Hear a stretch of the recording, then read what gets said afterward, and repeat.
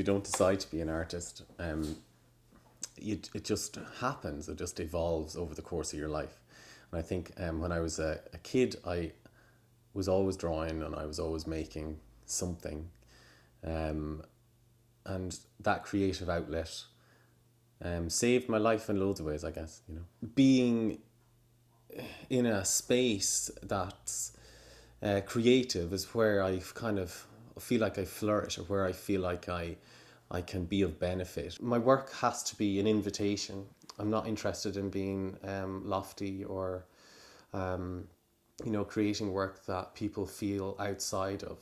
It's important for me to extend myself to an audience.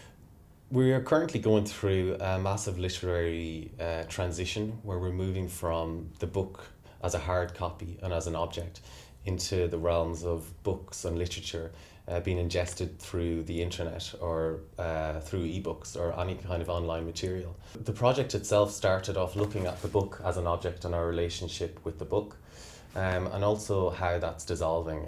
I started to kind of look at the idea of how when you only get to read the last page of a book, you're getting kind of a window into what the author wants you to take from the entirety of the book. And I made a decision it needed to be 1,000 last pages, not only because there needs to be kind of a spectrum within any kind of narrative, but also to understand books as we read them today. What are people reading today? That was something that's really, really important.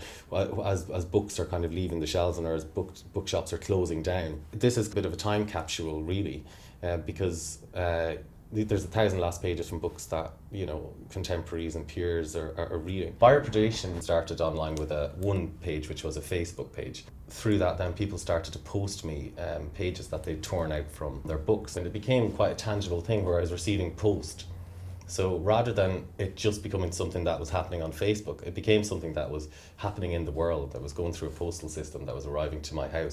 Once I had reached the point where I had 1,000 last pages, I noticed that there was a pattern across the 1,000, that there was 3 seminal themes that had developed, or that were, I guess, always prevalent with regards to how literature works. And the 3 major categories were the books either ended in some sort of romantic love scene, so there was love, which was really, really paramount.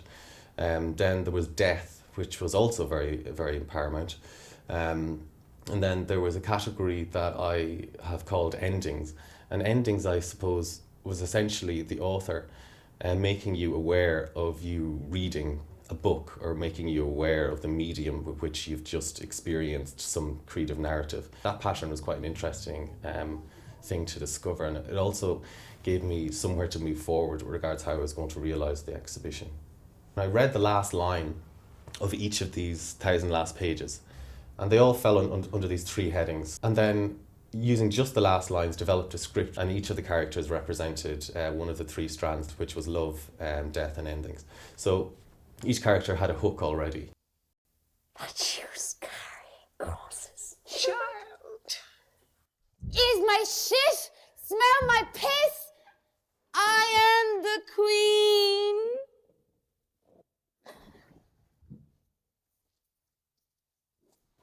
I am not that tired, she said. After all, a girl needs the use of her own lips to speak with. My darling, my wonderful darling. I am brave. Hurry up. Go on. Hang up. Hang up quickly. Hang up.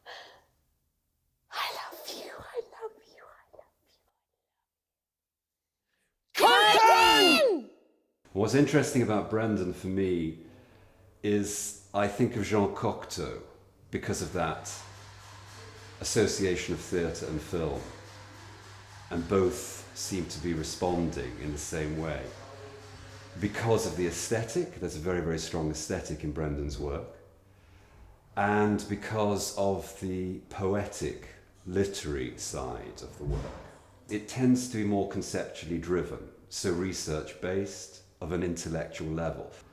But because of the theatre background, it tends to be obviously more dramatic.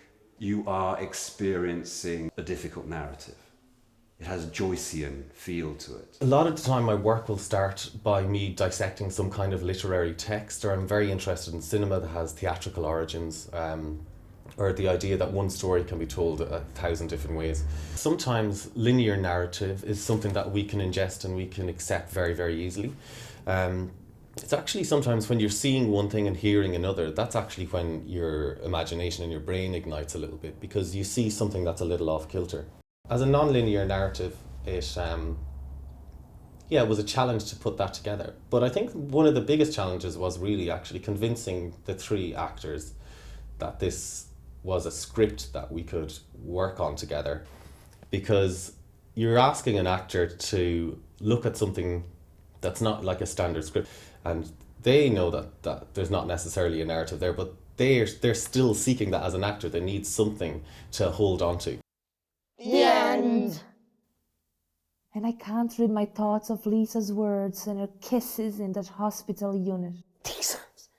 The hands that care. The hands that mold. The hands that touch the lips. The lips that speak the words that tell us we are. My mother has her final journey completed, has run out of breath.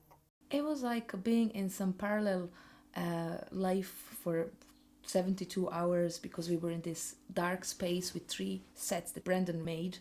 I'm completely separate from the other 2 actors. I have my own stage, I have my own place. I'm playing a completely different story than anybody else in the piece, but it ties in with what everyone else is doing.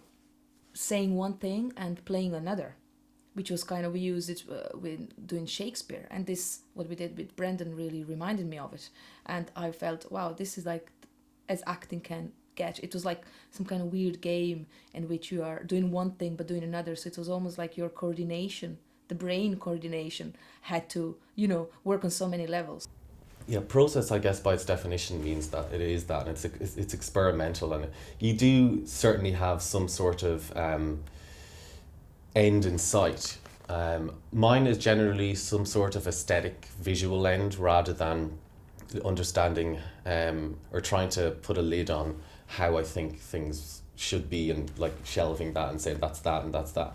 I think the evolution of it means that the people that you're bringing along on that journey feel part of it. In terms of how to approach it, it was going to be something that was very lyrical, something very fluid, and it also allowed a lot of room for improvisation. Creative collaboration with Brendan was something I guess I haven't really had with another director.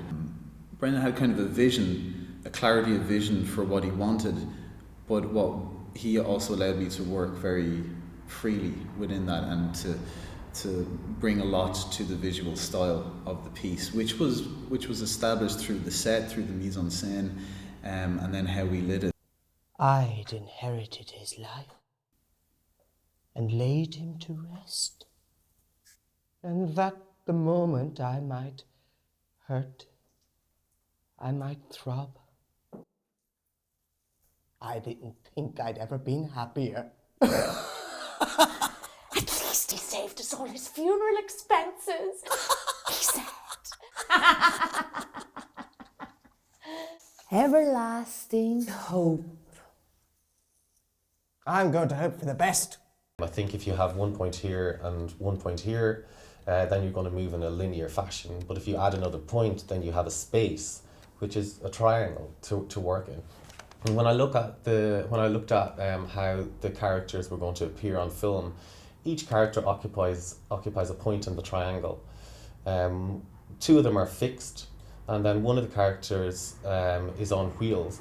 It meant that when that character was pulled towards another character, the shape of the triangle completely changed. How we understood the relationships between the 3 characters also completely changed. There needed to be some sort of technical way for me to advance the narrative, and that was my means of doing that. Not a soul was about! And in the stillness of the night, awakened countless ghosts along this white, unending road, lined with tombstones.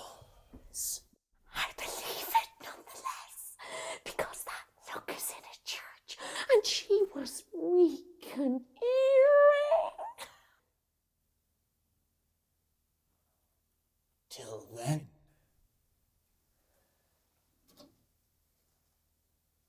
I'll sweat and seek about my eases, and at that time bequeath you my diseases.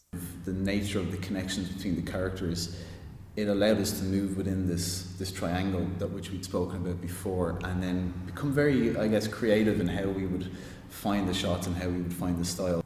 In a sense, that kind of creative freedom was very liberating, and working very closely alongside Brendan, it allowed us to find the film essentially as it was happening. You don't see works like this very often.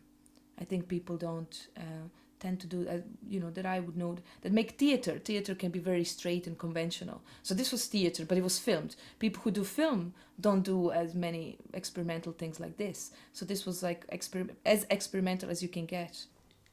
The aesthetic side, which is something as a curator I would respond very much to, in so much as it has to be of a certain quality, a certain visual quality, a visual excitement. Brendan has this and he deals with it, and it's very much part of his work. It can't just be a documentation or research-based work where it's narrative. He designed the space to be like a theatre, that you sat for that duration. It is, in a way, in theatre terms, that fourth wall. So you are the audience, and if you were engaged aesthetically and intellectually. There is this postmodern attitude to his work of combining everything and referencing everything. George Orwell once said the destruction of words is a beautiful thing. Sometimes you have to pull things apart in order to really see them, in order to really appreciate them. So the idea of deconstruction as a means of being constructive is something that kind of fascinates me, and I think that the book is emblematic of that. The book itself contains over 1,000 last pages, so in essence it's kind of like a time capsule, really, and that in itself, I suppose, is an art object. It's 1,000 interventions, I suppose, by 1,000 people. Each person intervened into a piece of literature, and that intervention has ended up as part of this particular art object. Being an artist, can it be lonely?